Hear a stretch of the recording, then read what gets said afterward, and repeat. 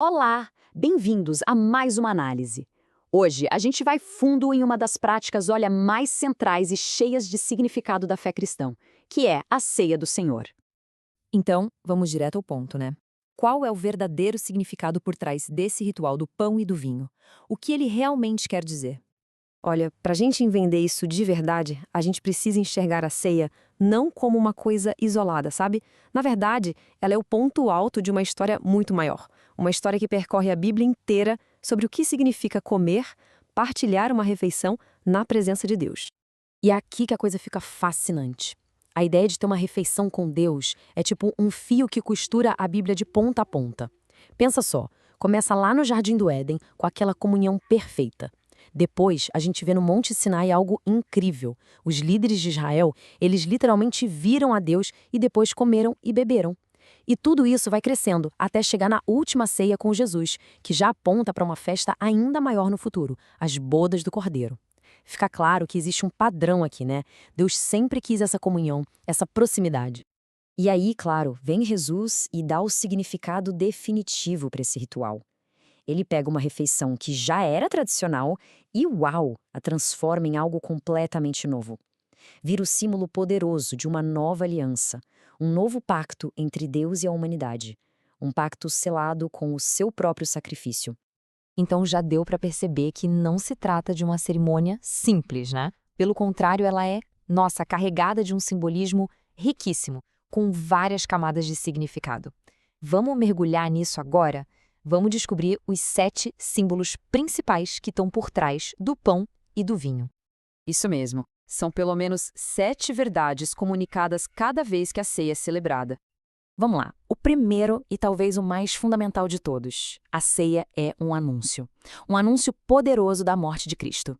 O pão partido, ele nos lembra do corpo de Jesus. O vinho, do seu sangue derramado. Quando alguém participa, é como se estivesse dizendo em voz alta: eu recebo para mim os benefícios desse sacrifício. Mas não para por aí. A ceia também é alimento espiritual, sabe? É aquele refrigério para a alma na nossa jornada. E tem mais. Ela é um símbolo visual muito forte da nossa unidade. É como a Bíblia explica. Somos muitos, mas quando partilhamos do mesmo pão, a gente se torna um só corpo. É lindo isso. E a lista de significados continua crescendo. Participar da ceia é como receber uma confirmação pessoal do amor de Cristo. É uma garantia de todas as bênçãos da salvação. E, olha que legal, funciona como uma espécie de trailer, um gostinho do banquete eterno que nos espera. E, finalmente, o 7º ponto. É a nossa própria declaração de fé. É o momento em que, ao tomar o pão e o vinho, a gente declara publicamente: eu confio totalmente em Cristo, eu dependo dele para a salvação. É um ato de entrega total. Ok, a gente viu todo esse simbolismo riquíssimo, mas, ao longo da história, surgiu uma das maiores controvérsias do cristianismo, centrada numa única pergunta. Mas como, exatamente, Cristo está presente na ceia? Basicamente, existem duas grandes visões, e elas são bem diferentes. De um lado, tem a posição católica, chamada de transubstanciação. A ideia aqui é que o pão e o vinho se transformam de verdade na substância do corpo e do sangue de Cristo.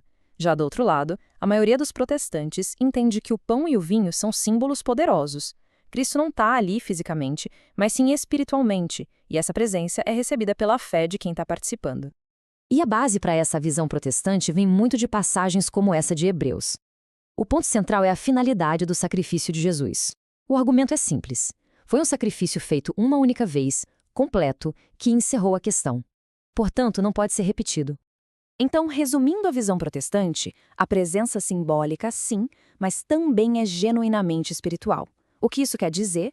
Que, mesmo que os elementos continuem sendo pão e vinho, Cristo de fato se encontra com as pessoas de fé ali, abençoando de uma forma única e especial naquele momento. Tudo isso é muito profundo, mas nos leva a uma pergunta bem prática, né?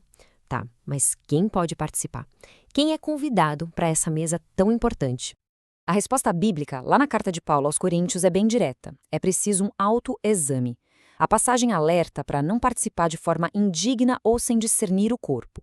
E é aí que a gente se pergunta, mas o que significa isso, discernir o corpo? Bom, esse exame pessoal passa por 3 pontos-chave. Primeiro, é preciso ter uma fé real em Jesus como Salvador. é o ponto de partida. Segundo, discernir o corpo, que nesse contexto significa valorizar a unidade da igreja, tratar os irmãos na fé com amor e respeito. E terceiro, um passo muito prático: buscar a paz, tentar resolver conflitos nos relacionamentos antes de chegar à mesa. Então, no fim das contas, a ceia do Senhor é bem mais do que só lembrar de algo que aconteceu. É um momento de comunhão intensa que nos desafia a viver aquela mesma unidade e amor que ela simboliza. A grande pergunta que a mesa nos faz toda vez é essa: o nosso dia a dia, os nossos relacionamentos, estão refletindo o caráter de Cristo? É isso por hoje. Muito obrigado por acompanhar essa análise conosco. Que Deus abençoe a todos e até a próxima.